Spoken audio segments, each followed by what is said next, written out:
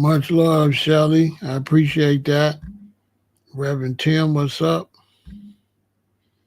Onyx, what's the deal?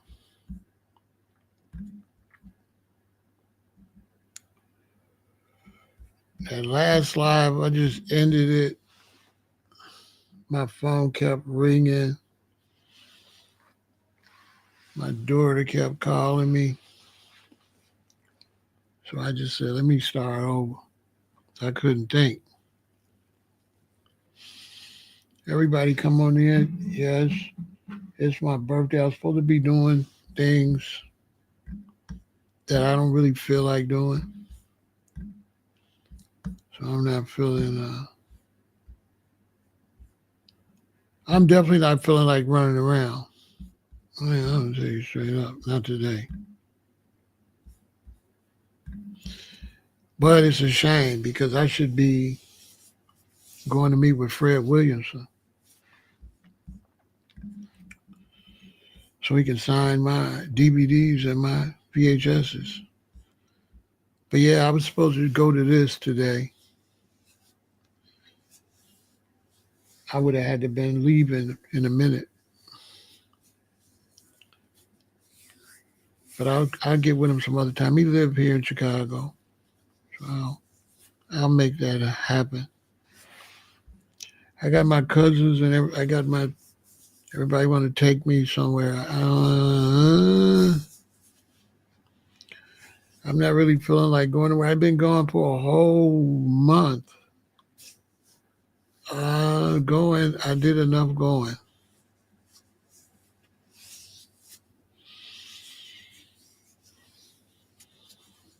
I started to go to the Ethiopian restaurant, but I got to think about it.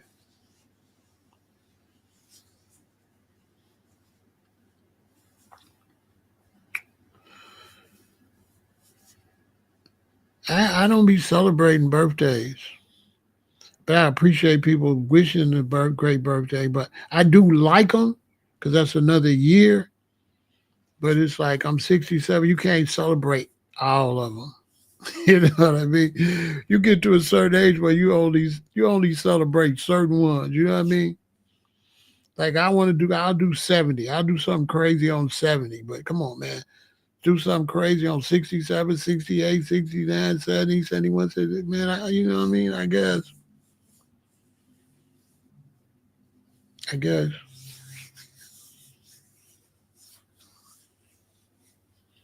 They say, well, don't you have the big days? Man, every day is a big day. I don't have bigger days because every day is big. If tomorrow's the big day, what was today?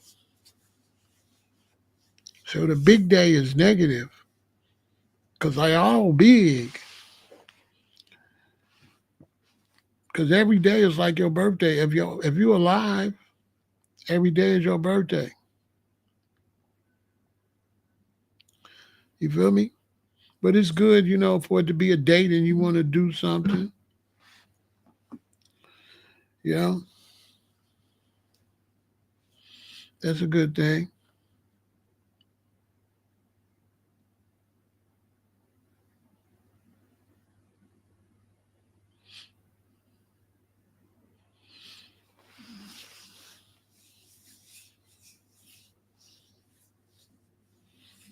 Like when I turned 62, it was 2020 and I was 62. And that was six twos. So it was six twos and I was 62.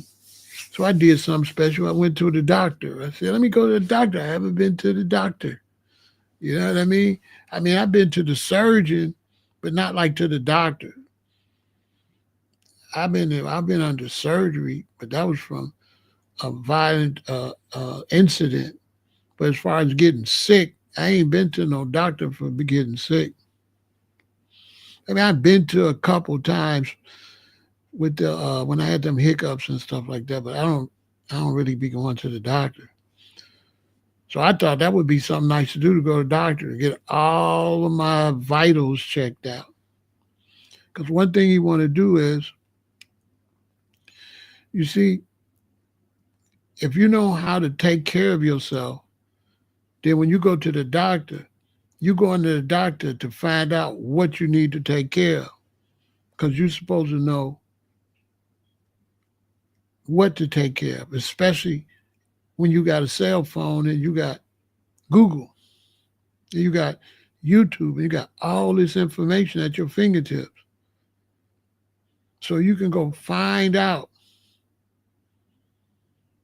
what best helps you in a certain situation.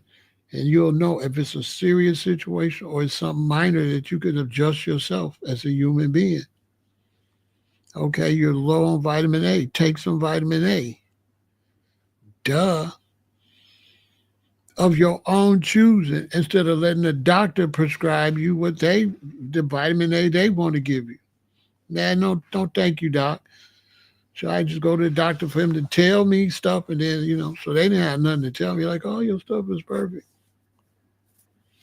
Except my blood pressure was high. She said, your blood pressure is all high. Like I said, that's you. That's you that did that. She said, yeah, you might have white coat. I said, I do got white coat. You got that, you a nurse with all these needles and stuff, and you fine? My blood pressure probably going up about 4, 5, 6 times. Let me calm down. She said, you crazy. I came back, my blood pressure was it was all right. I told her it was all right.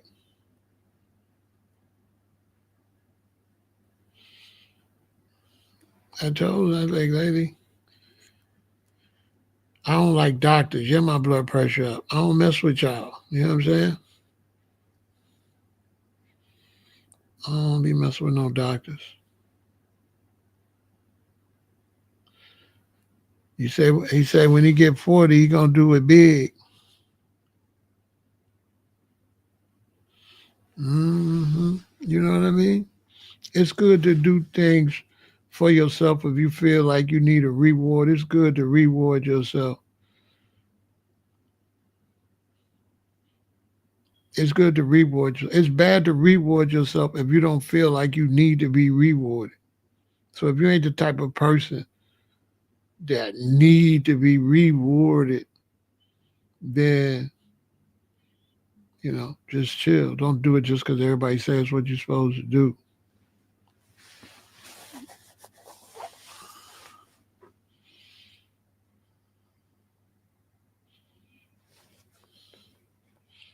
But yeah, everybody come on over. We got 38 people over here. Somebody asked me about RBGG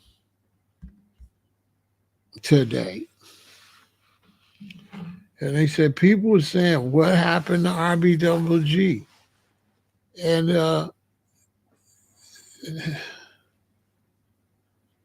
that's, our people, we gonna have to do better. We just absolutely have to do better. Because sometimes we be so busy trying to play catch up or be so negative, we don't even be making no sense. I can't believe people thinking about that. I had Ben forgot about that. These people crazy out here, man. You know what I'm saying? I understand. No, they not real business people, and there's so many scammers out here. And if you ain't no business, if you're not really about business, yeah. But if you're a businessman, you scrap ideas a lot,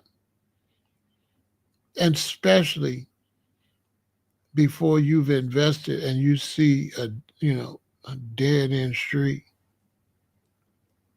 So just the fact that people was asking about RBGG is just a sign of how black people, we just not ready for business like that. We just ain't ready. Because anybody with any sense know that once COVID came and the supply chain went down, you ain't finna raise no $100 million and start no business. I mean, come on. And you don't have no, At that time, you don't have no out date. What you date is this? What date is the pandemic gonna be over? So from the front end of the pandemic, you gonna shut everything down. You don't know what is this gonna be? 1 year, 2 years, 3 years? Okay. You ain't even got no food in the stores, and you think talk about starting a business and shipping it. I say these people crazy. You gonna try to raise money when people at home and people ain't got no money, and they gotta give them stimulus checks because they ain't got no money. Downtown Chicago look like a ghost town. I say these people crazy.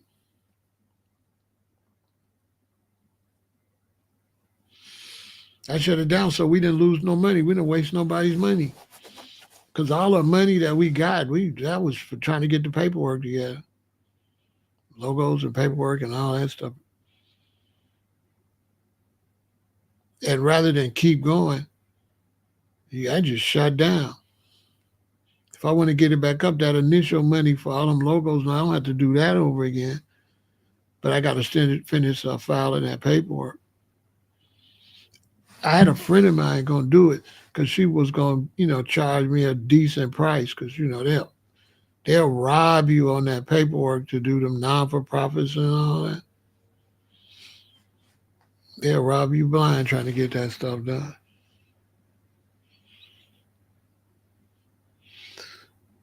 But it was crazy because people was talking about it like it was some kind of failure or something. I'm like,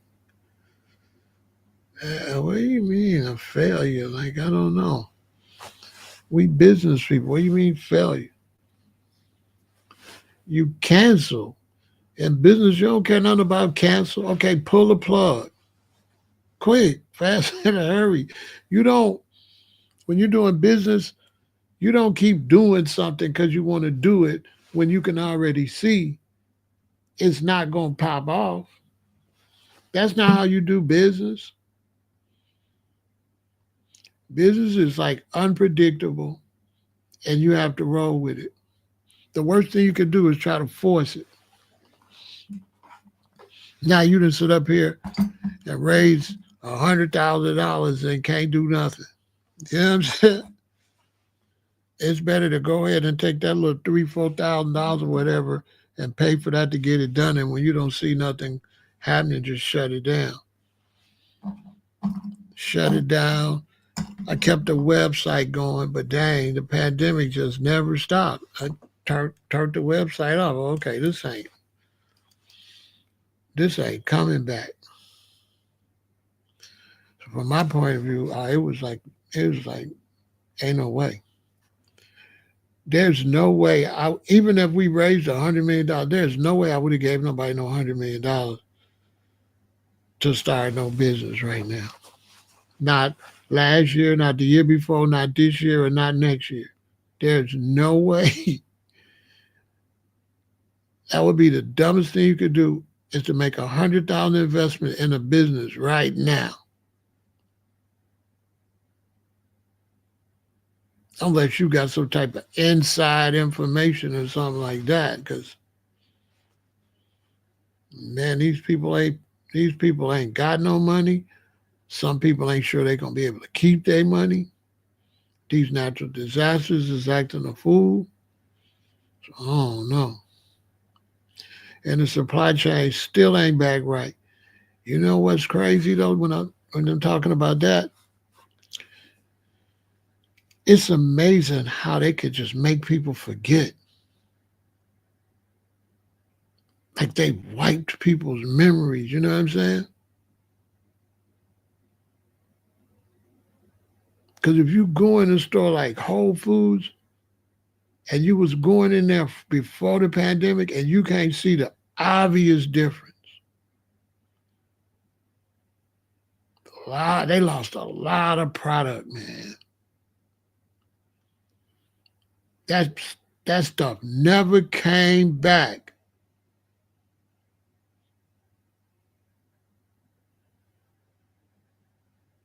I'm telling you, man.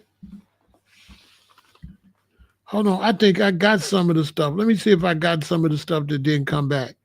Man, that stuff never came back, man. Man, that stuff never came back, man. And that store still ain't how it used to be. Let me see. Uh, Let me see. I'm gonna show you because I think I got something that I could show you too.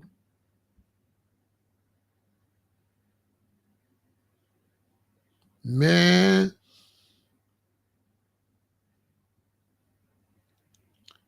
I'm telling you straight up, man. That stuff never came back.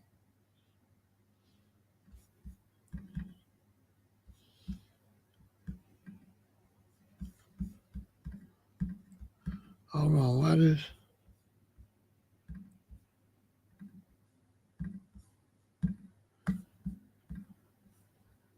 It's the craziest thing. I kid you not.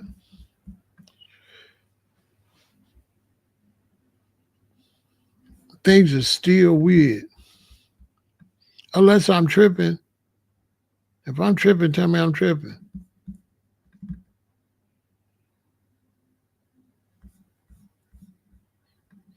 This never came back. This never came back in the store.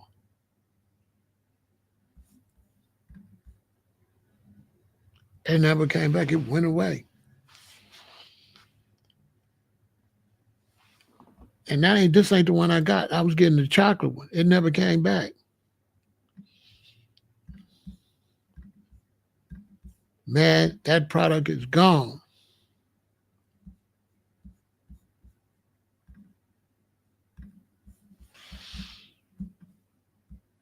And a whole bunch of other, it's like they changed it and they did it so smooth, and I don't think nobody know.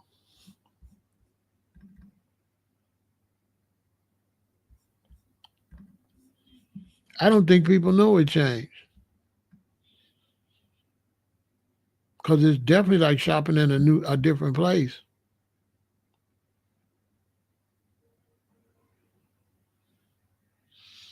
A lot of business sold themselves and like changed their packaging.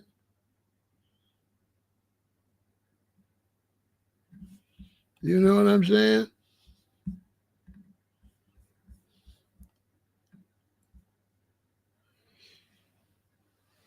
And I'm like, they changed their packaging because it ain't the same company.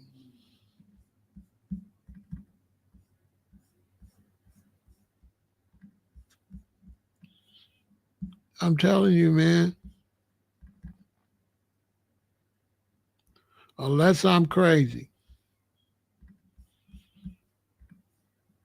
Because still Whole Foods feels foreign to me when I go in the one I go in. And none of them are cohesive anyway. Each one is set up different. But I'm telling you, man, they shelves is all different. They got all different products. And they also been monopolizing on people, making their own version with that, what is it, 391 or 3 something company. They're making their own version of everything that they was getting from somebody else.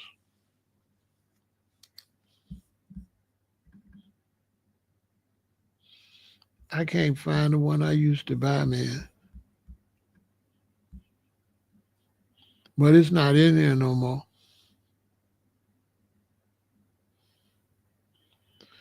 It's not in the stores, man. It's the craziest thing.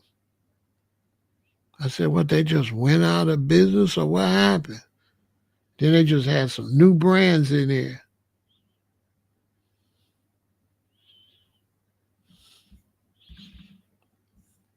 They just got some new brands. It's the weirdest. Man, it's the weirdest thing. I kid you not. But this the company, but I can't find the one I used to buy.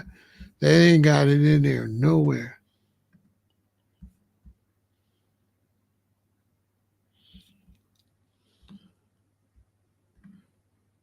Amazing Grass. It ain't in there. It ain't in there. Dexter say, I remember I used to get this mango herbal tea I used to love to get, went away and never came back. And that would be, I know, Dexter. Products have just disappeared.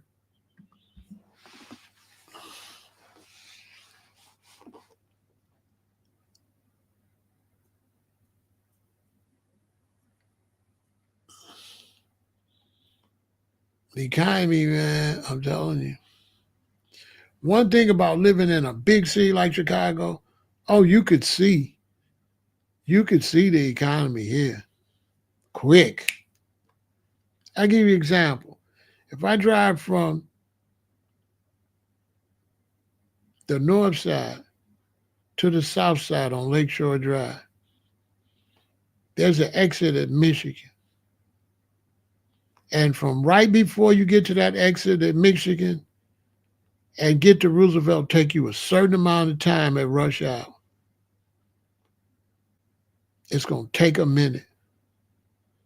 Now, it don't take no time because there ain't nobody down there. Rush hour traffic is down to a little bit less than half of what it be. But they ain't saying nothing. But you could tell if you'd been driving here. It ain't nobody out there. That traffic is constantly moving. It's a lot of cars, but they constantly moving. It ain't packed like it used to be.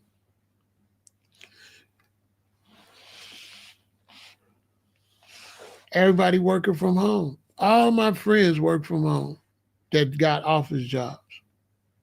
All of them. And my children, my family, they work from home. They work from home. Almost everybody I know work from home. At least 70, 80% of the people that work in offices, they working from home. Anybody going to office empty. They ain't sold no lunch or nothing down there.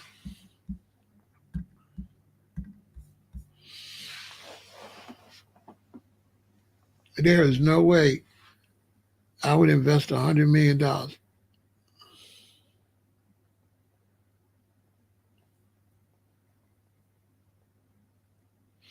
If I had raised $100 million right now, where people donated all that money, I would put that money up in some type of banking system for the billionaires and millionaires because the regular bank won't insure it. That's what I was doing all my research on, trying to figure that out. Like, where the hell do you put this money?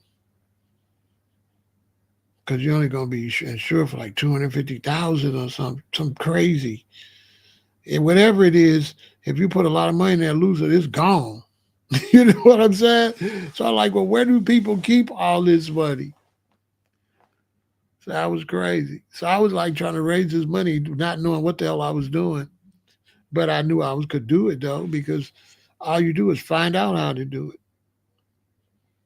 You don't have to know how to do anything. You can find out how to do it and just do it. If you have intelligence to read, you read it right there and move it to the left, move it twice up, move it over, and do it. They don't tell you that. They want you to pay for lawyers and stuff. Like when I got my trademark.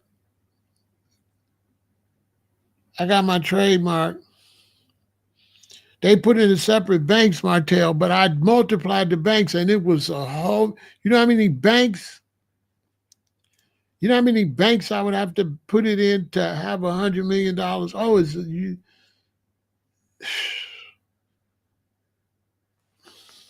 No, there's a way to do it. There's a way to put $100 million in the bank. But I got to go find out and stuff. You know what I'm saying? If I was going to keep doing it.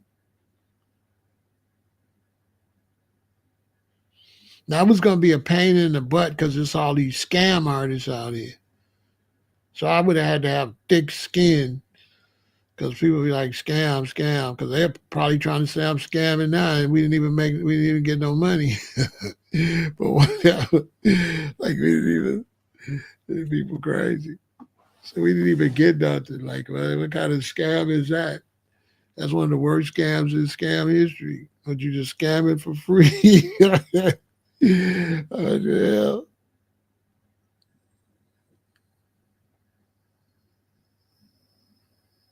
Yeah, I would have to use investment banking. Yeah.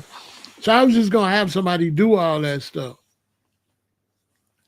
I was gonna have somebody do all that stuff.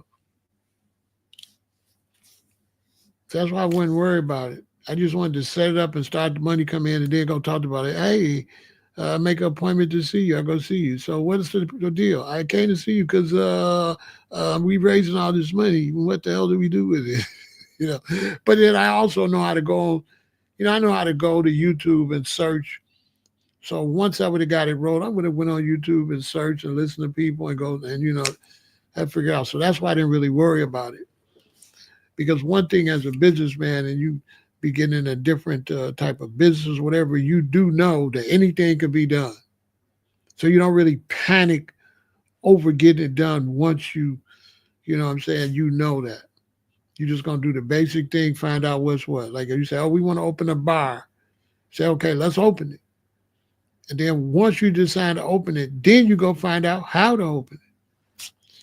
You don't be like, oh, let's not decide to open it until we find out how to open it. No, you can decide to open it and then go find out and open it as you're finding out.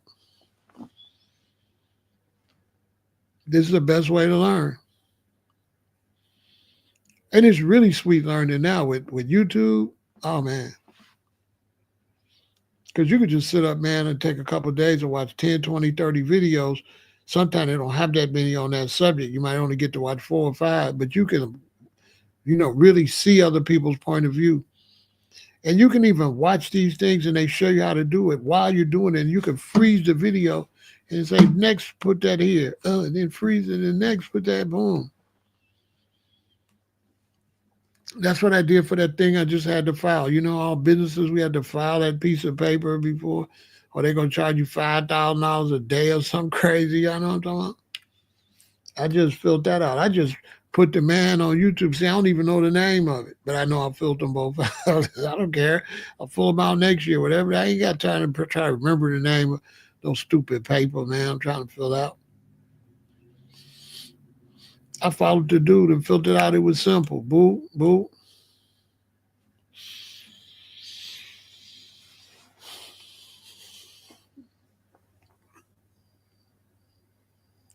But yeah, hopefully the economy get right, and in a few years, a couple years, and I'm still gonna try to get. That's a great, great, great, great, great idea. And when I was building it, boy, the concept was getting crazy. The concept was crazy.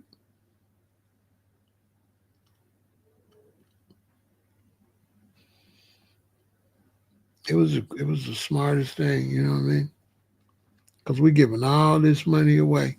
You talk about black people giving you some money so you can give it to somebody to open a business, but yet you give away way more than that, buying stuff from people that don't give you nothing to do nothing.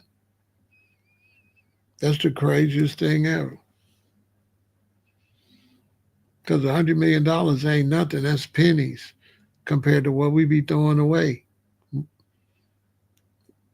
Compared to what we be throwing away weekly. I'm telling you, that's not a lot of money. That's only a lot of money if a lot of people don't contribute. But if a lot of people contribute, that's not a lot of money. So if everybody contribute, then nobody really lose nothing because you ain't gave away nothing but $20 or $50. See, this is where black people got to get their mind at. So you don't have to be like, man, I gave them $500,000. You don't have to do that. If we put our numbers together, everybody just have to put up a little bit. So we put up a little bit, give it to him, put up a little bit, give it to her, put up a little bit. And the ones that pop off, and the ones that fail, well, they fail. But it's the same money we throw away anyway. We throw that money away every day. But we won't gamble it on no businesses. That's kind of crazy. I'd rather we do better gambling on businesses. If we gamble on 20 businesses, we probably gonna get 14 that's popping, which is good.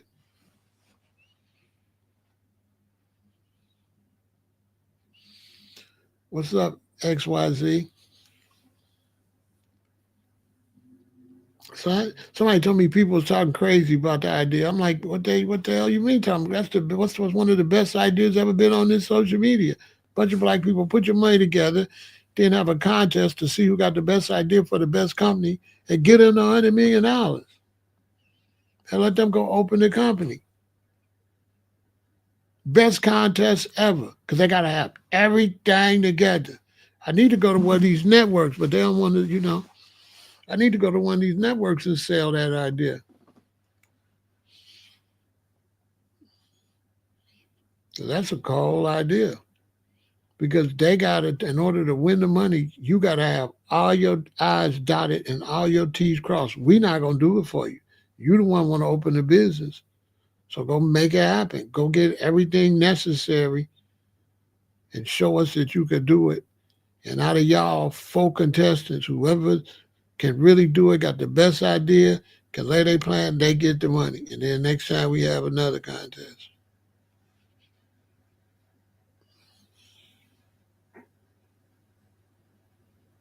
They be like, no, man, you scamming, man. You spend throwing that money for that. And then they go to the strip club and throw all that money on the floor. These people crazy as hell. They go throw all that money on the floor on the strip club. And they dumb. You know something's really wrong with you. Something's wrong with you or something's wrong with me. Something wrong with one of us. If I was to raise $100 million in front of the whole world and commit fraud, that is not the way. Well, I guess so, man. That is not the way to commit no fraud. Hey, I'm on YouTube. Everybody look at me. I want to raise $100 million and I'm gonna steal it. That is unbelievable.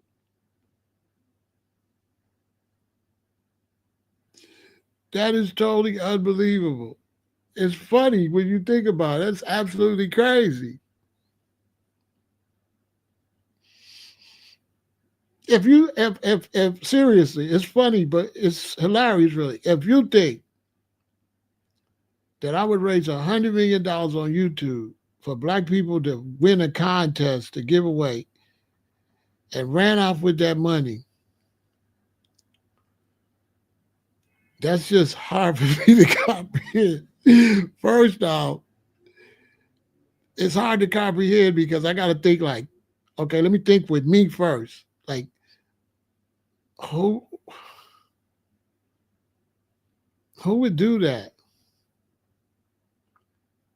And what am I gonna buy? 100. That's like crazy. Like that's like crazy.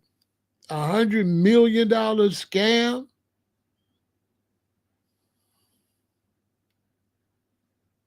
That's crazy.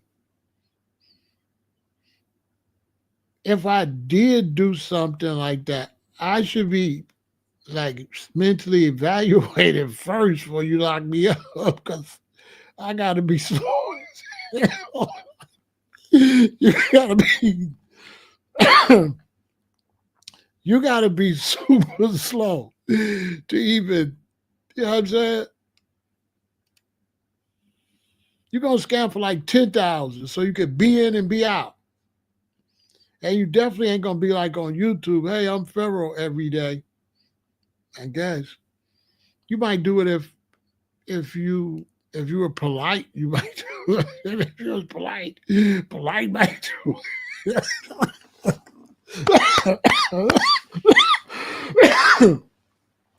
Politer Umar might do it. uh, they might do that. But your boy, come on, man. Come on now.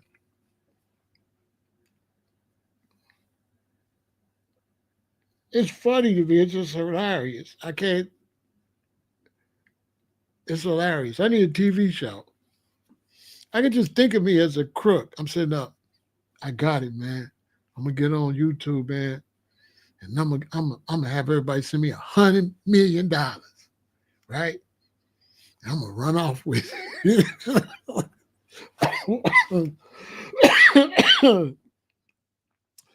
That's some funny shit. 100 million. First off, it was crazy that I was trying to raise 100 million. That was crazy. That's probably why everybody was tripping. But I knew we could do it. We could do it. Black people, we throw a lot of money away. We could do it. If black people found a reliable source to give that money that we could trust, we could raise $100 million over and over again and be just having businesses just popping up. But for some reason, we rather cheat and stay broke, which is kind of crazy. Think about you could do something and get honestly rich, but you'll get rid of that to cheat and basically go broke and to jail. That's like super crazy.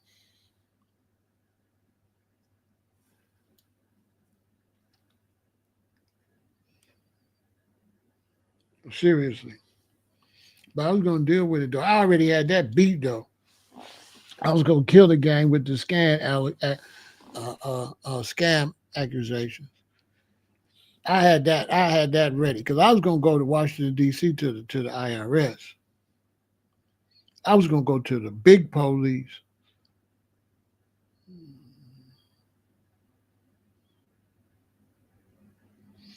know what I'm saying? I was going to go to the IRS in Washington D.C. and say I'm trying to raise $100 million so everybody see me. The FBI, everybody, hey, FBI, IRS, everybody, I'm raising $100 million. Then everybody will believe me because they say he went to the police and told them. I was gonna go to the police. The IRS is the money police. I was gonna go to the police and say, Mr. Police, I'm raising all this money. So then they could lock me up. I was gonna make it where ain't no way. Everybody be like, ain't no way this fool finna steal this money. This man that went to the police. He done went to the feds. You know what I'm saying? That was smart. I'm telling you, man, I was gonna pull that off. I was gonna pull that off.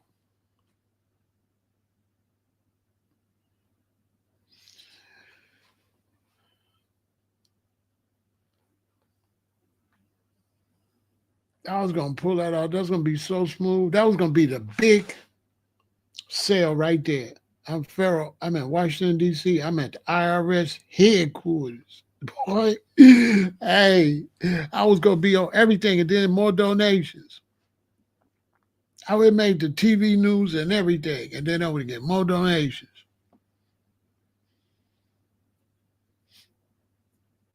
And then after I stopped, that's when I found JT the pocket watcher. So if I would have found him, I would have bought him in. I would have bought in JT the pocket watcher. I'd be like, I got JT the pocket watcher watching everything.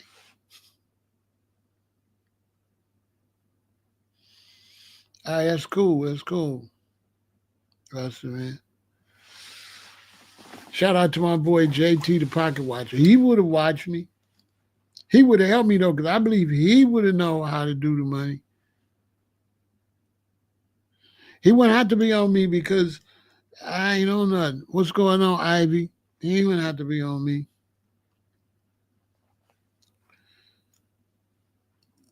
He won't have to be on me.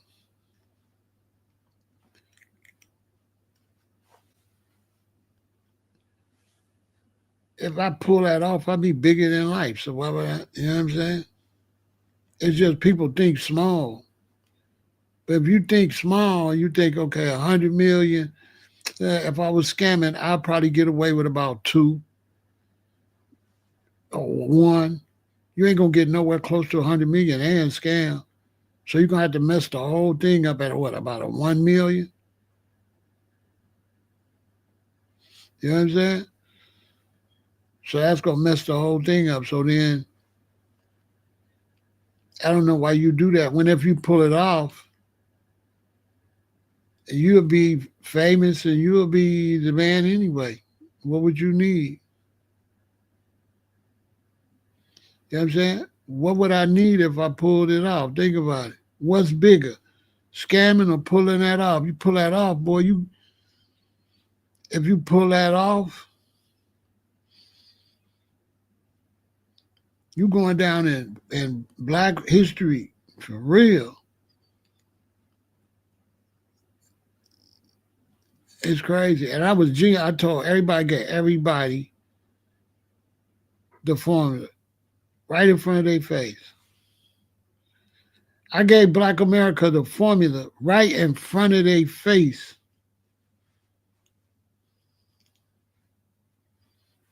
All we got to do to give out this mess is send all our money somewhere, invest it, send it again, invest it, send it again. With some young, hungry people that got great ideas to invest, and we put our money together, give it to them, and they invest. Once they invest, they invest, they invest. They flop, they flop. They go, they go. It's business. We crap out the money. No, I sent you $10.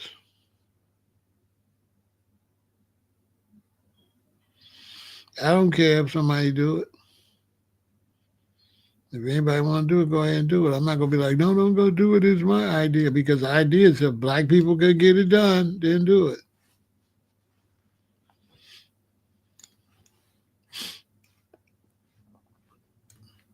It's just for the benefit of the people. So I don't want to own it. Yeah, I don't want to own it because then that's a business. I don't want it as no business. I just want to help build business. Of course, I would have paid myself a salary, but I wouldn't have paid myself no crazy salary that ain't got nothing to do with the work I'm doing. I wouldn't do no crazy shit like that. If I had to work on that and stop everything else I'm doing, all the money I would make from the non for profit would be for my rent or my mortgage, my car, and my bills and stuff that because that'll be like my job. But it wouldn't be buying a whole lot of mink coats and jewelry and all that. It would just be paying for me to be wherever I need to be to do the job. So considering out of $100 million, it'll just be peanuts for me to survive every year while I do it.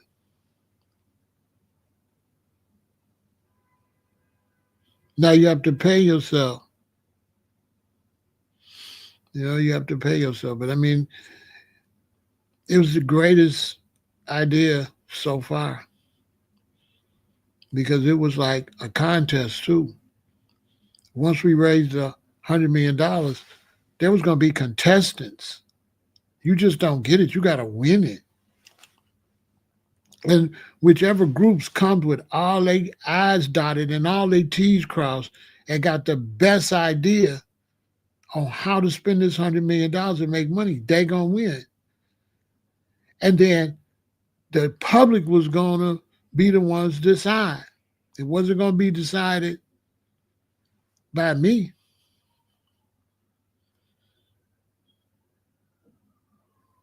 And it was a way to get black people involved with their future.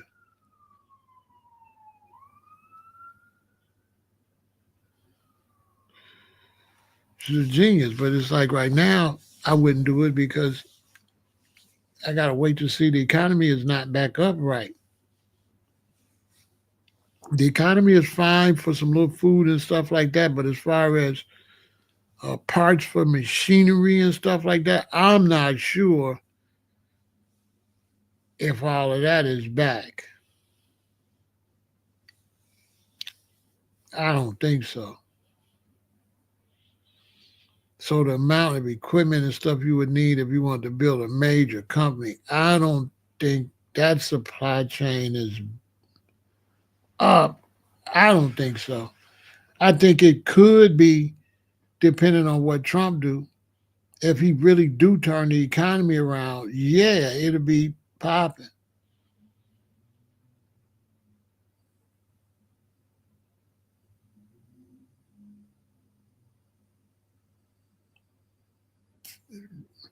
Breaking it down to $350 million rewards, I don't think so because the kind of companies we need is $100 million companies. We don't need $50 million companies. We need $300 million companies, $500 million companies, companies that can start with at least $100 million. All those other any other thing less than that is not what the goal is. Black people don't have the big businesses. You got the small businesses. So this is not just to start companies. This is to benefit Black Americans. We don't have our own cell phone. We don't have our own automobile. We don't have our own laptops and computers. We don't have our own gaming systems. We don't have our own television. Why we don't have a television? A television. When I go to everybody's house, you got big screens. None of them is black people's big screen. There is no big screen television by a black company. But all these black people, you watching TV. But you ain't watching your own TV. And then I got people talking crazy because I was trying to raise the money for somebody to open up a TV company, a washing machine company, washing machine and refrigerators and dryers.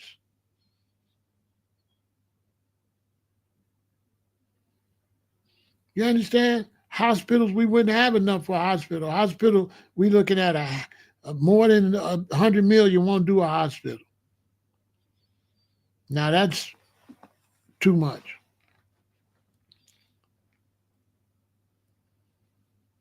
But 100 million can put you in a position to make 500 million and a billion if it's invested in a business that could grow.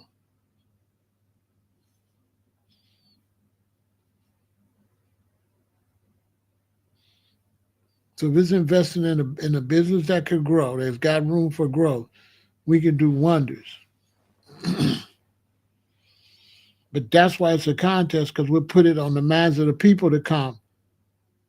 We tell them the criteria. We want to raise $100 million. You, as a contestant, to get the money, you the one got to come show us how you can really make 100 million really do something big. That's up to the winner. All I would have been doing is just raising the money. It would be the responsibility of the people that entered to get the money. It's going to be their responsibility to come with plans. I would not be suggesting them plans. And I had one lady that wanted to make some stuff for the military and got the clearance. Her plan was crazy. I just never talked about everything that could happen because the pandemic came down. But I never told y'all about what some black people was contacting me that wanted to get into that competition and get that money. They had ideas through the roof. So I already knew it was going to be great. But COVID came. COVID shut everything down, and everything is still shut down. That's why they got Trump in there trying to open it all back up. They wasn't able to get everything rolling because everything shut down, and they was in massive debt. So they wasn't able to crank this country back up. This country ain't cranked up like that. I'm in Chicago. I could see. I can go down on town on Michigan Avenue. I could tell you. No, this country is not cranked up. So man, it was fantastic because they the ones gonna come and tell us. The contestants gonna tell us. This is gonna be a nationwide. This is gonna be a nationwide contest and fundraiser. We was gonna have a big old thing, the big old like armored like car with the slots in it, like bulletproof glass, like carriage that's being pulled by a truck, and it's got slots in it. And it was go through the neighborhood, and everybody could come outside and put the money in it, so all their kids could see their money go into the big old glass box going down the street, escorted by the police department in every city we go to. So we could get the permits to go to city by city to have this big old chariot, like solid bulletproof glass chariot with the things.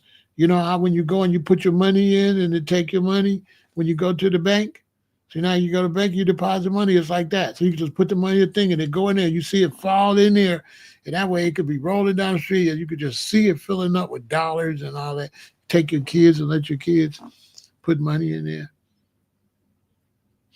With the object being that you probably could also end up working there. So this could end up being some type of factory or something that you end up working in, and you say, man, I gave $20 to that, and now I work there.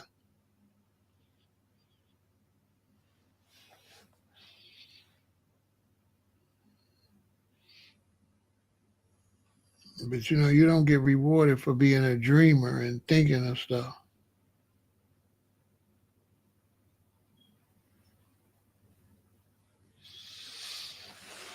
But we'll see.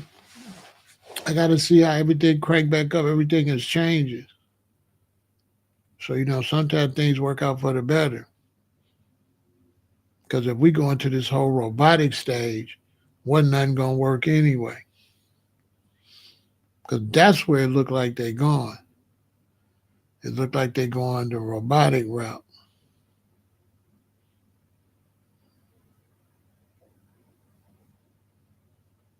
No, once we give you the money, it's yours.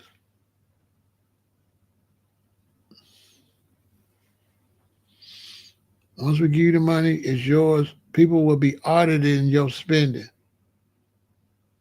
It's going to be rules to the contest.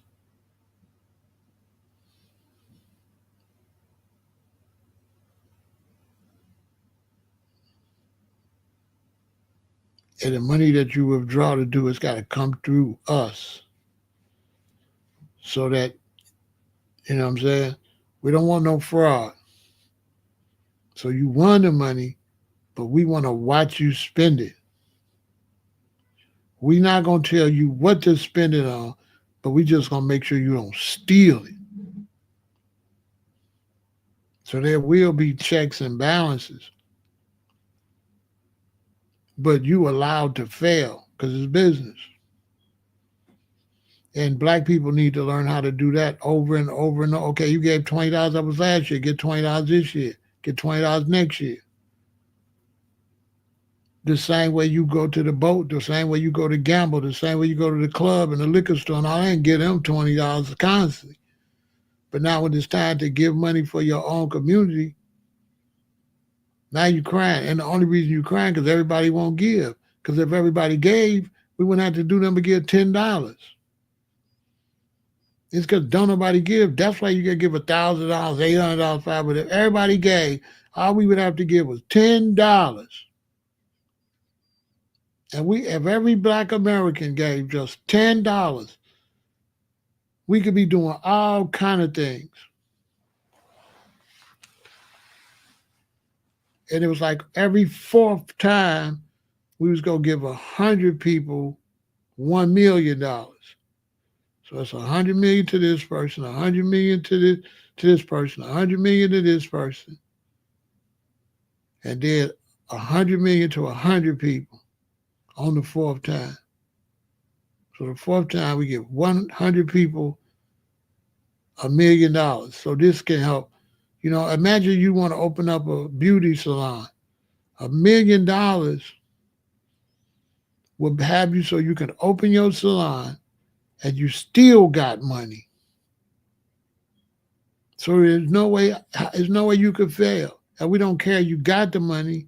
We gave it to you because it's money we mess up anyway. So we could build our whole structure with money that we be messing up. We be messing up money.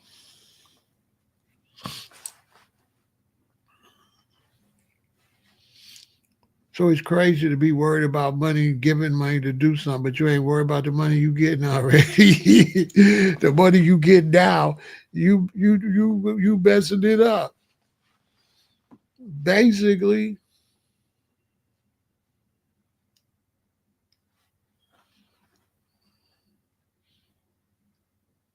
so you get back and say, yeah, me and my wife we went to Sandro Pay last year. Then before that, man, we went to the Bahamas, man. Then before that, man, we went to Costa Rica, man.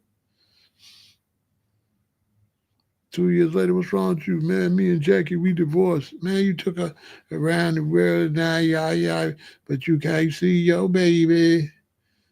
You know, bro, you did all that for that. It didn't work, huh? All right.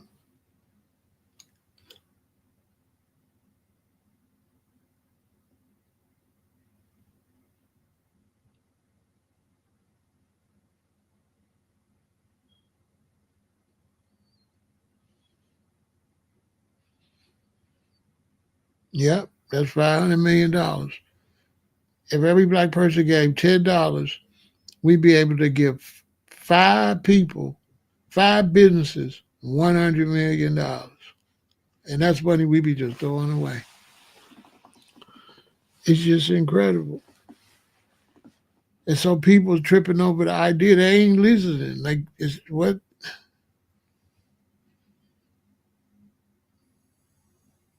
Stop. 5 business started quick. And this is what you call, you know, high intelligence, group economics.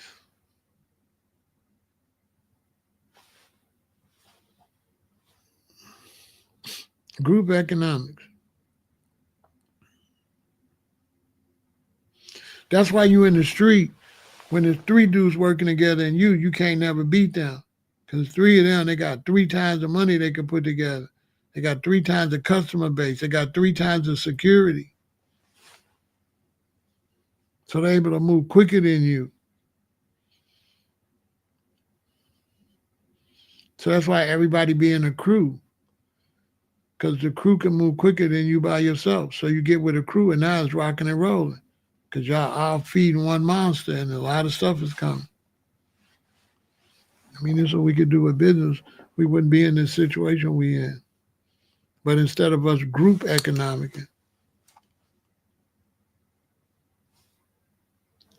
we tricking.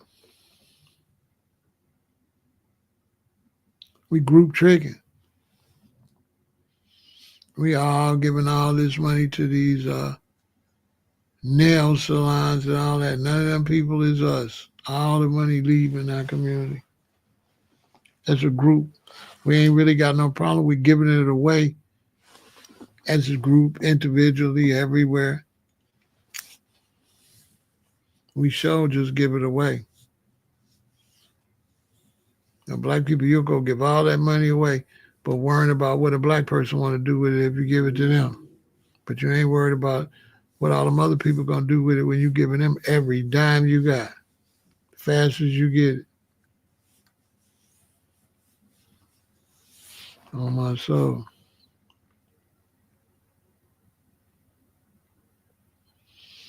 I don't know. I mean, you know what I mean? The thing was, G-Rock, my job was going to be to get them to get the money. They would have gave me the money. G-Rock, they would have gave me the money. Like nothing. They would have gave me the money.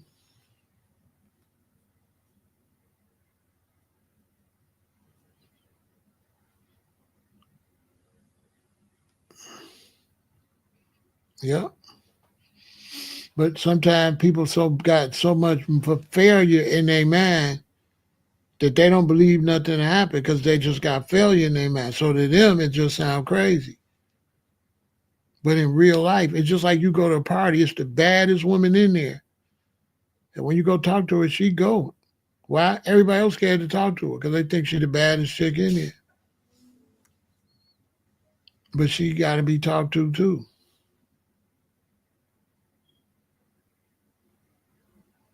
You know what I'm saying? But yeah, we could do all those things. The only reason we're not doing nothing because we're afraid. We're afraid, and only the con men ask to do stuff. And the good people like me don't ask to do nothing. So the only person that be out here that would do this is a crook. People like me and people like y'all that's decent, those of y'all that's decent, they won't try to do it. We got to change that around. Why we let the crooks constantly be asking for money? Why the ones that's legitimate ain't asking for the money to build from the community? I ain't trying to say Umar's a crook, but I'm trying to say I would have been at how many schools with all that money he done collected. And he talking about everything but what he need to be talking about. And people still listening to him. I would have been at the school open with all the money he done collected.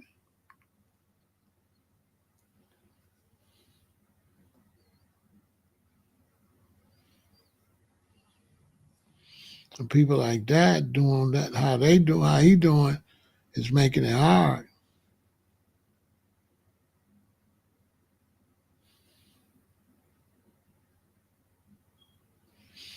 Because it don't look like that building he got over there gonna ever open up. Don't look like it to me.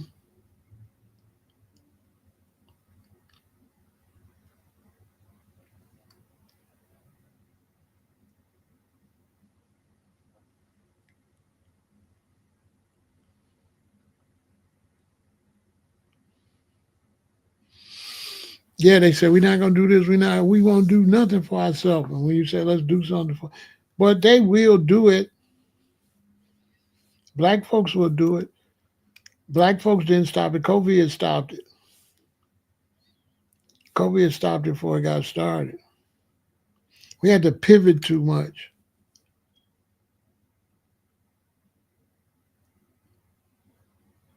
He trying to get people giving money for another school. Wow. We had to pivot too much because the way COVID and stuff started happening, it was too much. We wasn't sure if people was gonna be able to even pay their rent. But that was crazy. COVID was crazy. I ain't thinking about it sometimes. Remember they was giving people extending their deadline before they get evicted. It was getting serious.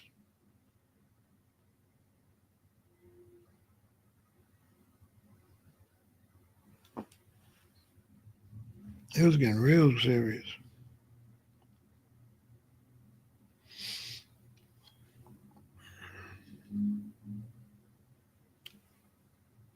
But we're gonna watch the economy. If the economy start popping, it's gonna be a go. I'm gonna pull a green light on it. I'm gonna still do it. If the economy say so. The problem is the way they change it to a cashless society and they look like they're trying to maneuver. I remember talking to a friend a long time ago and I told him, as soon as we get ready to really do something, they're gonna go cashless. And it looked like that's true.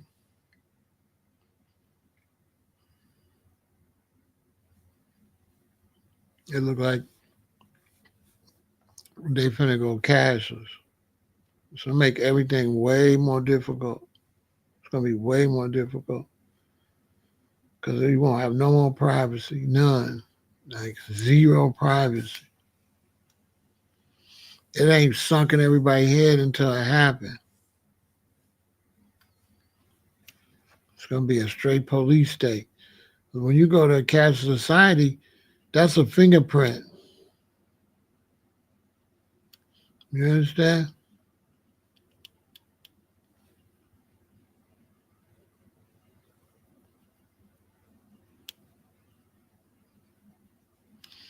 That's a fingerprint.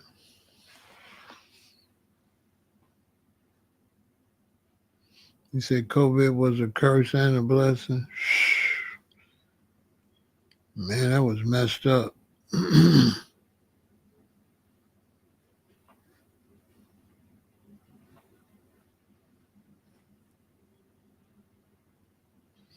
There's people that still ain't got their mentality back because of that. People still paranoid.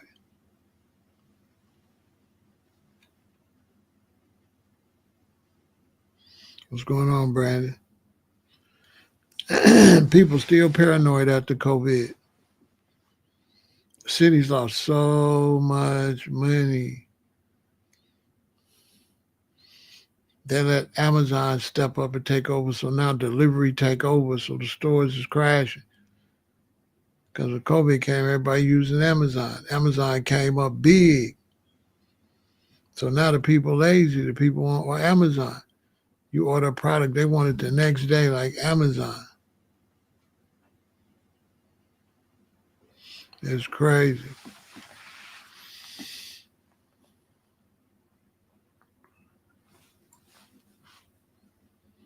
People ain't never got right back since that. Yeah, it's crazy. Like people never got back right. They still look off. Nothing was back like it was before that. It's just strange. It's like being in a movie. Nothing is the same like how it was.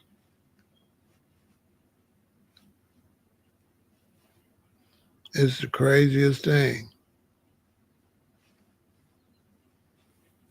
It's crazy. What a time to be alive, I tell you that. But we seeing some crazy stuff. Crazy.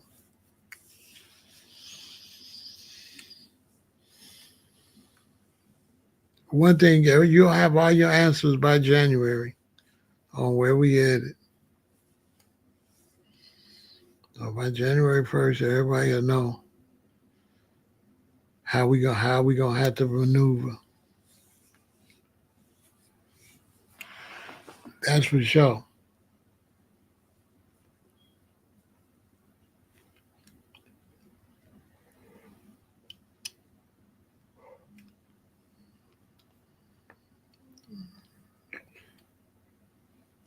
Somebody got some questions though. We can get into some questions.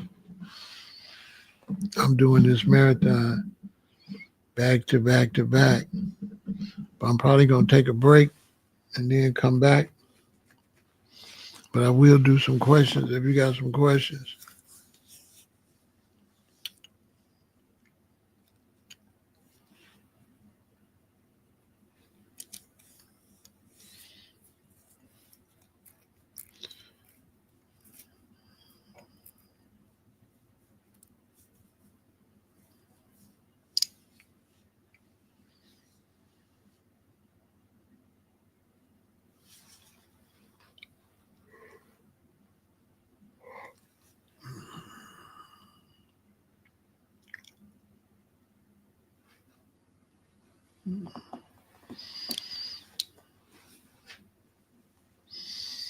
Mm-mm-mm. So yeah, it's Saturday. I know a lot of people glad they off work.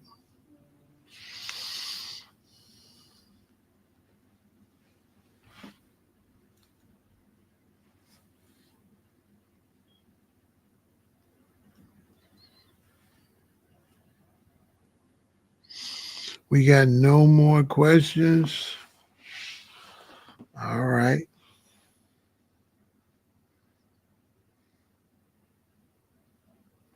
Yeah, thank Quentin. All right, we got no more questions, right? Oh, the question you asked me about the mystic tales of Emperor Selassie, I probably would just do that in a whole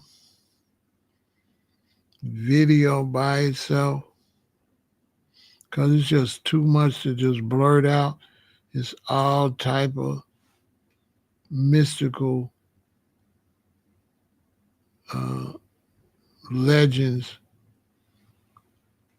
a lot.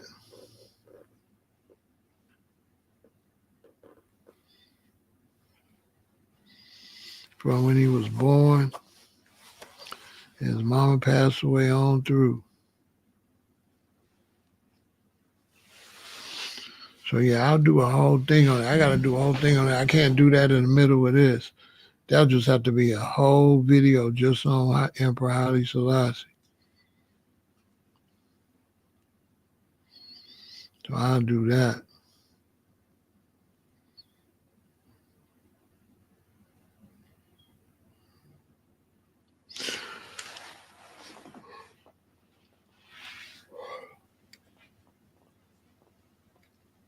Yeah, I'll definitely do that. Yeah, I'll do that one. I'll do that one. That's got to be a whole one by itself. I got to take notes and stuff so I don't forget nothing. So that's one I'll have to study that one. I'm going to have to show facts. I'm going to have to show stories to go with it and all that.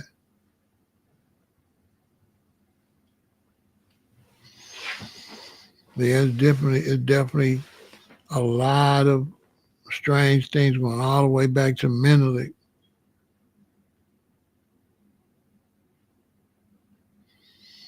What's a good milk to feed your 6-month-old? Breast milk from the mama. Is the mama breastfeeding them? Breast milk is the best milk. 6 months old, I don't think they would be offered the breast milk yet.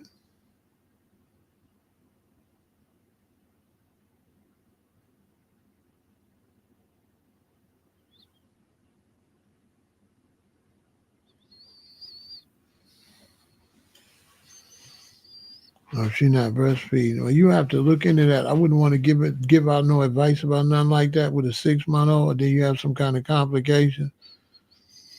So you have to really look into that.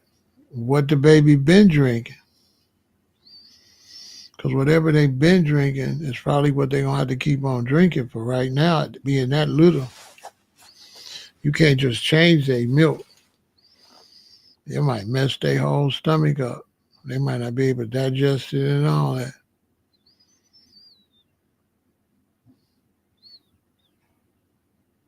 So you might as well wait till they get so they can drink out a sippy cup before you change their milk.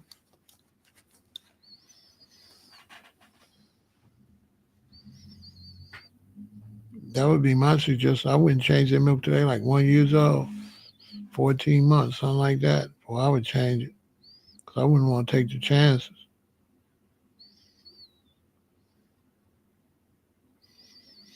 of them being used to one kind of milk, then boom, switch them. I wouldn't give that advice because I wouldn't do that.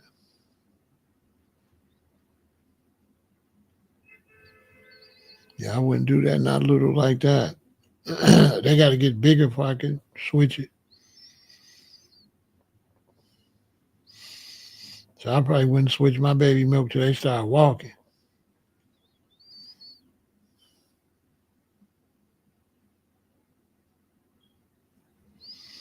Yeah, but what they already drinking, I can't give you advice to that because they might get sick, and then I can't give no medical advice. And by that baby being 6 months old, that would be considered medical advice. That's not a kid, that's a baby.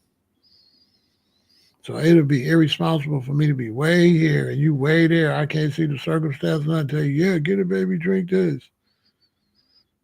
You know what I'm saying? What's going on, dinner child? I can't tell you what to get that baby to drink. That'd be unprofessional. You know what I'm saying? What would be the best, the first book to help you understand the Bible better? There's nothing going to help you understand the Bible because the Bible is not really nothing got to be understood. More power. The only reason people tell you to understand the Bible because they ain't read it. But if you read the Bible, you'll find out there ain't nothing there to be understood. All you have to do is just read the words. You don't have to try to pay attention to no meaning because the Bible has no secret meaning. Everything it just says, all it does is tell stories, more power. It has no meaning. The only reason they got you thinking, it got people thinking they have a meaning because they jump around and they say, First Peter say this, First Peter say that, and make you think that it's got a meaning because they trying to make a meaning. But when you reading it yourself, it say A, B, C, and then Sarah and Geronimo, they moved here, and then they stayed there so many, and then they got into it with the Chaldeans. That's all it's gonna be saying. It's not gonna be saying no mystical stuff like they try to make you think. It only sounds mystical because they read it out of context. But if you read the whole chapter, by the time you got to the verse they be reading in church or whatever, it would not sound mystical no more.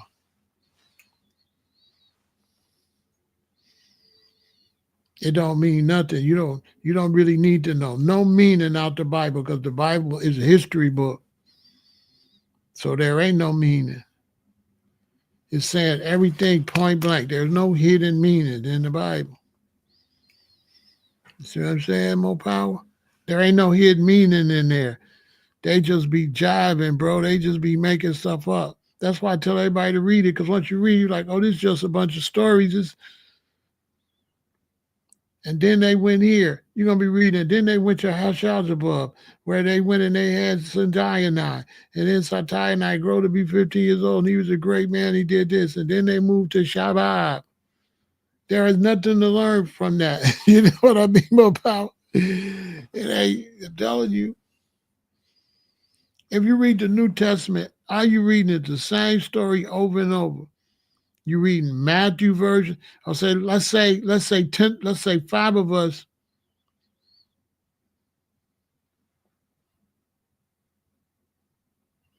The Bible ain't cryptic.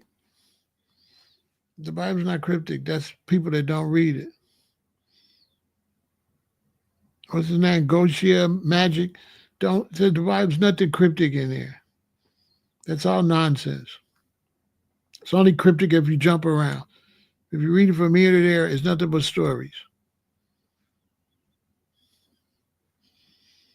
They try to make it look cryptic by jumping around from page to page to page. But if you just read it, there's nothing cryptic in the Bible. It's just straight stories. There's nothing religious in there. It's only religious when you jump back and forth.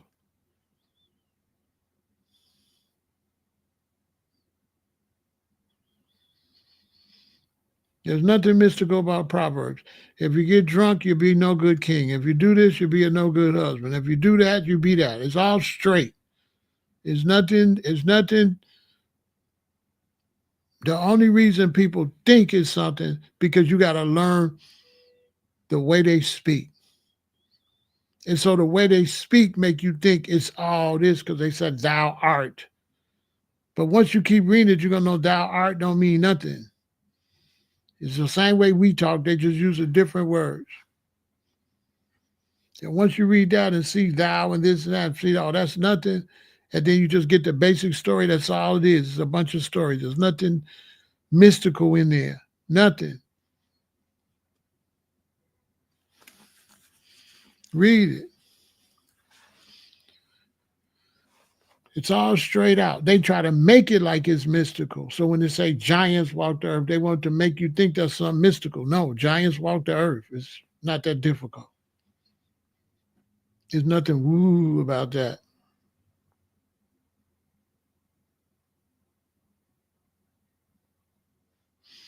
You feel me? So just read it straight through and you'll get it all. The only time it's going to get straight is when they be telling their vision, because when they telling their vision, they don't know what they see. So when you hear them say, I had a vision, they trying to describe something. But it's hard for you to understand the description because they've seen something that's not from their time zone. So let's say I'm Isaiah way back and I have a vision and I see a big 747 jet. How do I explain that back then? Because I don't know what that is. We know that's a 747 jet, but if Isaiah see it in a vision, what is he going to say? Because when the jet take off and make a lot of noise, so he going to say, I seen a loud something. He might call it a beast because it might look like an animal to him if he ain't seen no electronic devices. You see what I'm saying? So stuff he describing, it might be something simple in these times, but to him, he describing it as something mystical. But that's because he looking into the future. So if he see an L train or if he see a Mercedes Benz, he don't know what that is. They ain't got no cars. So imagine if you was a prophet back then and you seen a car. Yeah, you'll be tripping out. How would you describe it? If you seen a car and a man got out of it,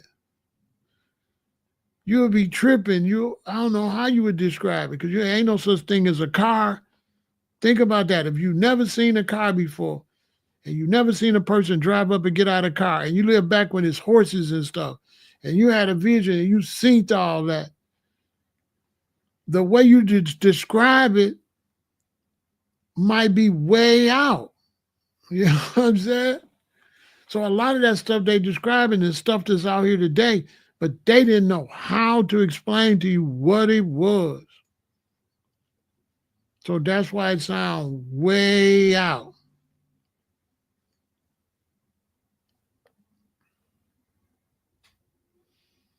But it's a good book though. It's good to read. Ain't no book better.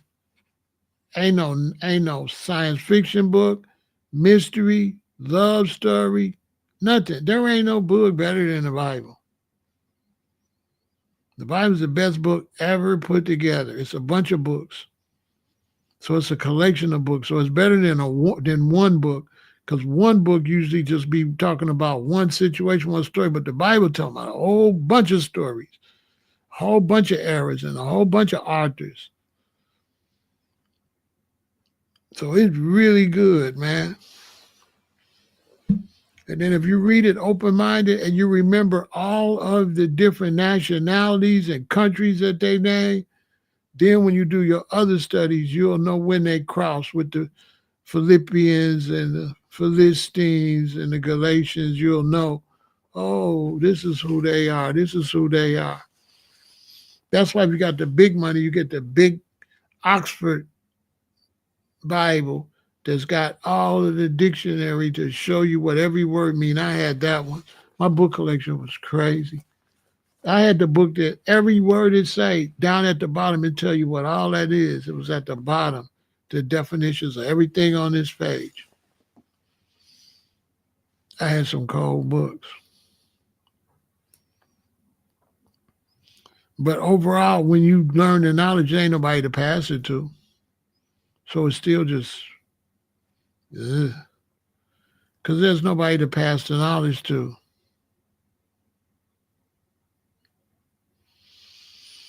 Why'd they change the name of the prophets? They didn't change the name of the prophets, just it's changed based on the different languages they change it.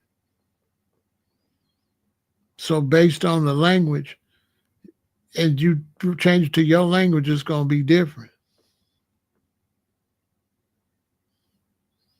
So it's going to seem like you changed the name, but it's only you saying what it is in your language.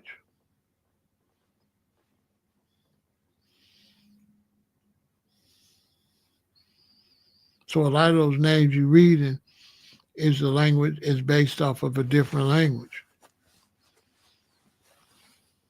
What's going on? Because good music, what they do, let's say your name is Roger. And let's say you're in America, good music, and your name is Roger. And Roger means he who looks at the moon. If they go to another country, right, and they ask me, what's your name? I'm not going to say Roger. I'm going to say his name is he who looks at the moon. And then they're going to say in their word what he that looks like the moon, how you pronounce it in their language. So one reason the names are so changed is because they named you according to what your name meant. So your real name was the meaning of your name. It wasn't the actual way you say it. In ancient times, your name was the meaning. And so everybody called you by the meaning of that word. So if your name meant the dark and lightened, but your name was Misha, when I go to another country, they say, what's your name? I'm going to say, his name is the dark and lightened. And then they're going to say, Achu. Dark and lightened over there is Achu. Dark and lightened over here is Miche. Just like over here, $1, one is uno, and over here, one is one. Same thing. So you go watch the movies with the old cowboy movies. They say, what's your name? My name is Hukato, he that flieth through the night. Go look at it. Every time the Native Americans would say their name, they would tell you what it means. What their real name is, what it means.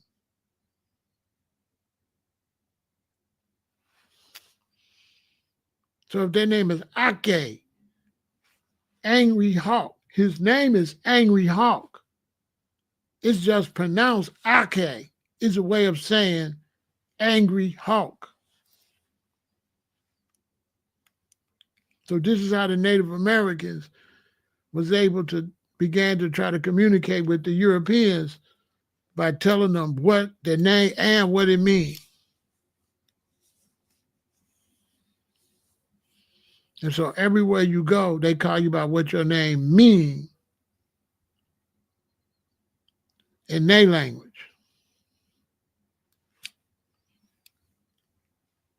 So like my name is Rameses. That means son of the sun. So if I go to another country and I tell them, they're going to say, what's your name? They're going to say, his name is son of the sun. And they're going to say, Atike, which is son of the sun there. And son of the sun here is Rameses.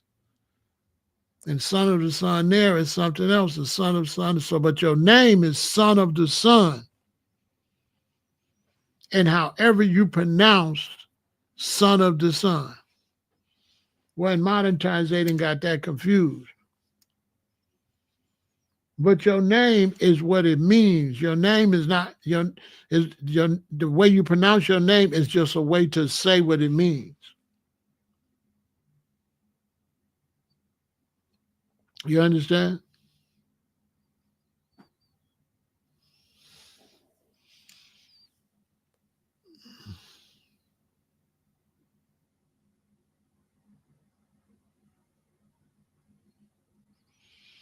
Yahshua is not Jesus. Well, the thing is, Jesus, whatever that word means, they just call it Jesus or Yahshua based on whatever that word means.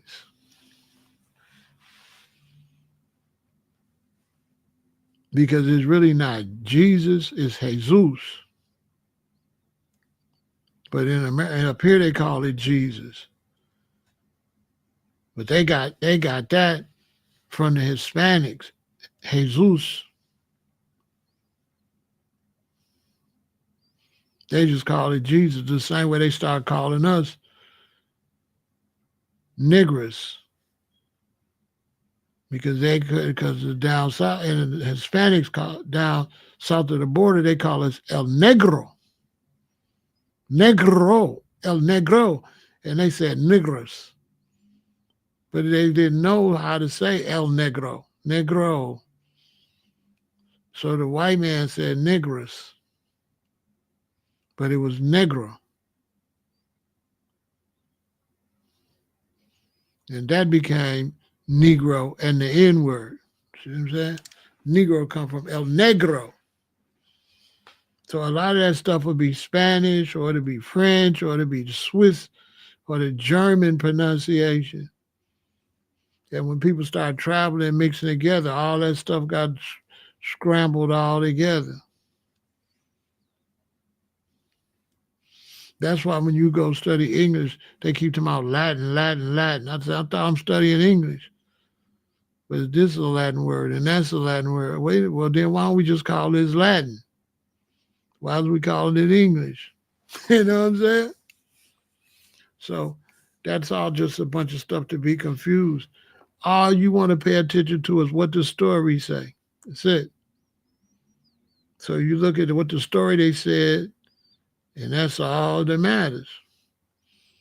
Whatever y'all want to call dude, he did this, he did that, he did that, he did that. Whatever y'all want to call him, this is what he did.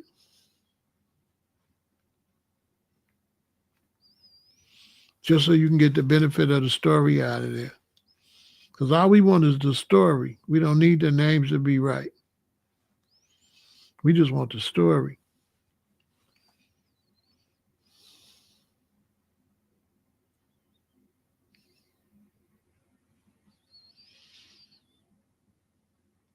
It wasn't really just stealing. In those times, everybody did their interpretation of the story. And everybody drew you their color and they people from their country. So if you went up there and you went to Ireland talking about Jesus, they're going to draw Irish Jesus and Irish everything. If you went to Africa, they're going to draw African Jesus, or African everything. You go to Asia, they're going to draw Asian one. Because this was the tradition, how people did. So any story they told, everybody drew it according to the way they looked. This was ancient art, how it was done. They wasn't trying to steal. That's just how they did it. They draw every story in their imagery so that it fits all their other art. So if I'm in Scandinavia, I already got Scandinavian art. So if I'm going to draw Santa Claus, he finna be Scandinavian. He gonna go like all the rest of our art. Your kids do it. Tell your kids to draw mommy and daddy when they little. And they're gonna draw mommy and daddy using the same type of artwork. If they really little. Mommy gonna be drawing crazy and daddy gonna be drawing crazy too, but it's gonna be the same crazy with the same color pencil. You know? That's all that's about.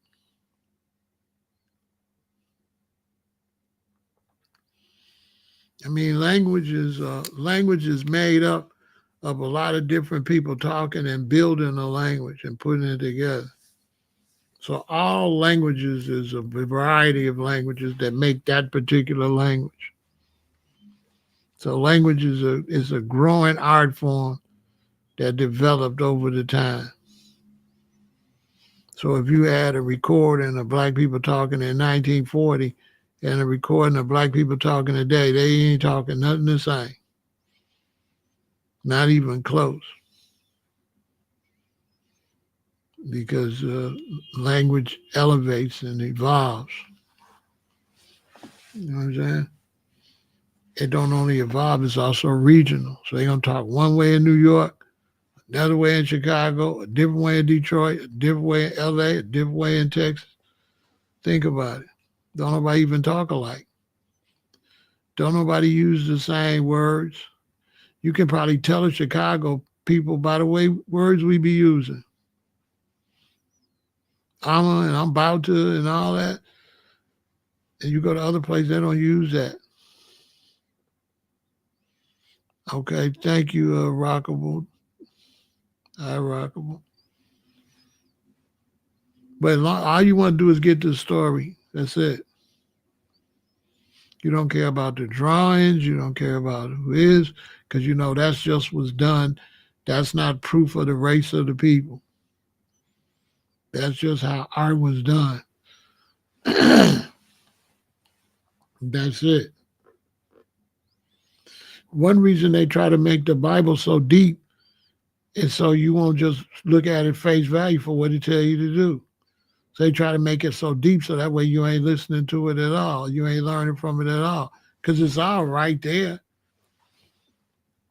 It's all right there showing you everything what to do. It's not even no mystic. You ever notice how they try to make it all mystical? You ever know they try to make it like it's mystical?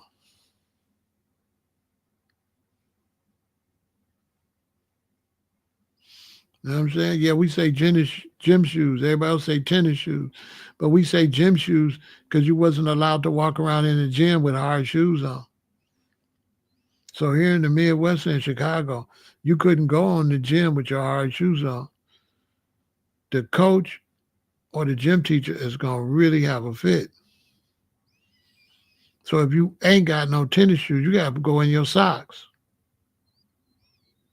That's one reason all the schools used to have sock hops a lot of time because they didn't want to have to redo the floor when they have the homecoming dance in the gym. The floor be messed up. They have to redo the floor because all these kids in there dancing on that floor with their hard shoes. So they got to take all that wax off that floor and re-wax that floor.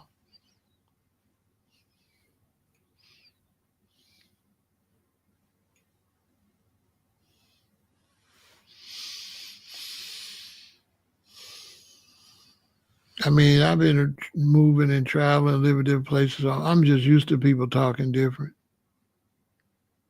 You know, you live in Hawaii, they talk, oh yeah, the kind, bro, shotgun, bro, we're gonna max them, bro. Everything is raw. We're gonna grind them, bro. It's the kind, bro. You get used to it.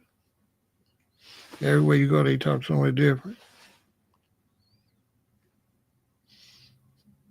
Growing up in Chicago, if you get older, you know, you got to talk to all kind of people. You got to talk to Mexicans, Jamaicans, Trinidadians, everybody, Africans. So you got to be kind of versatile anyway.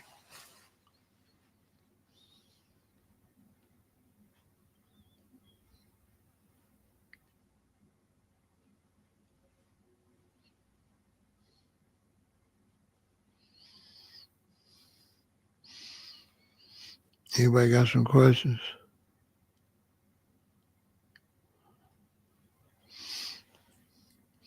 Yeah, because the way you talk is always evolving as new generation add new words and put a twist to words. So in Chicago, they're going to be saying on phone now, but it never was no on phone now before. That's new.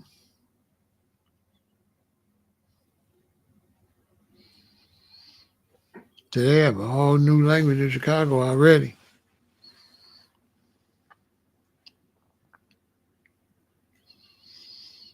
They say it, the young people say it on the street, say it on the street, and say it, and then it goes mainstream and everybody be saying it.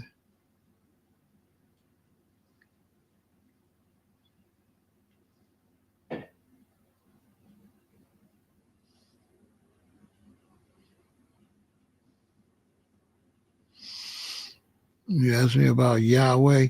I mean, Yahweh, Eric, you know, that's like I say, everybody got like a different way they pronounce it. Like they'll come up with different Hebrew dialects and spellings.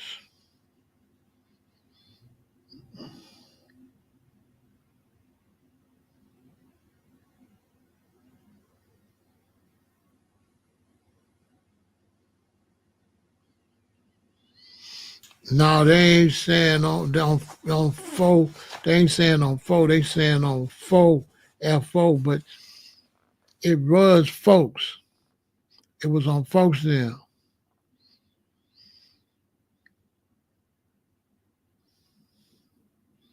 So it was originally on folks then, and they took the out. It's on phone now.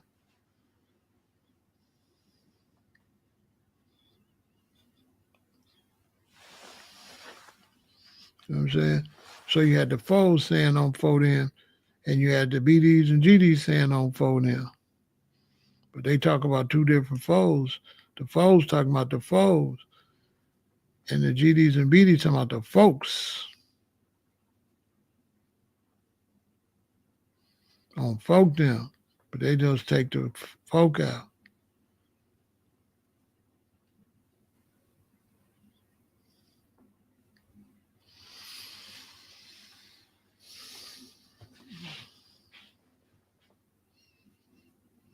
Yeah, everybody, you know what I'm saying?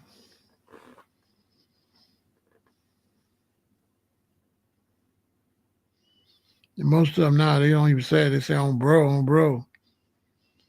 But when they say on folk, they mean on phoneme, they mean a bunch of people on folks over there.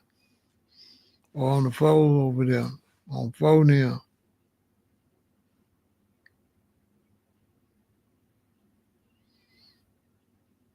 But the black songs be like on Stone, man, on Stone. On Stone. Chicago crazy. Black songs be like on Stone. There's so much slang when it comes to that. Oh man, I'll be all night. I don't know what pig Latin's all about. I never paid no attention, but it's just a dialogue that come from a certain area where people live. People live in certain areas. They have a little twist to the way they talk.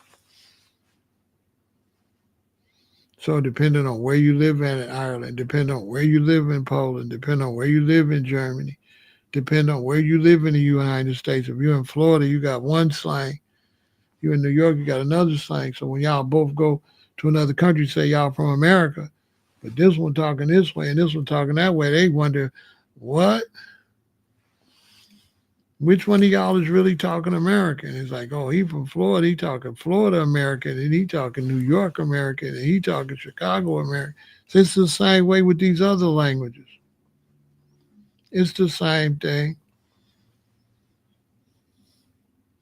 Different branches of it where people have been traveling so long in so many places that they languages is mixed with all different other kind of languages. So language is like a language gumbo.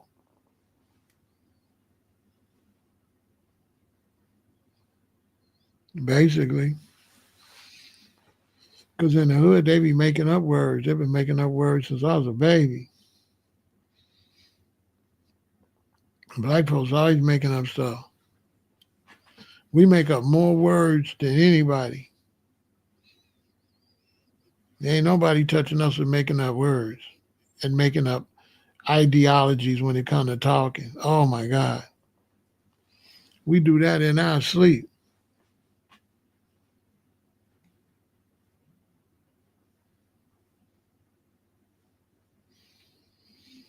So when I be around Run Brothers, I always got to ask them, what is that? Because they be making that new stuff be coming up quick. You would not believe how quick a new word would just come up. And you have to ask, what the hell is that?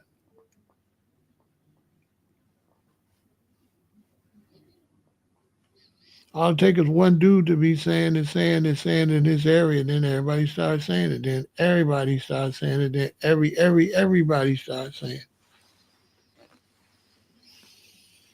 So look, that's it. I'm finna chill for a little while. I'll probably come back. I'm doing a marathon, but I gotta take some type of breaks. Y'all support the channel. Stay positive. And I shall return shortly. Real talk.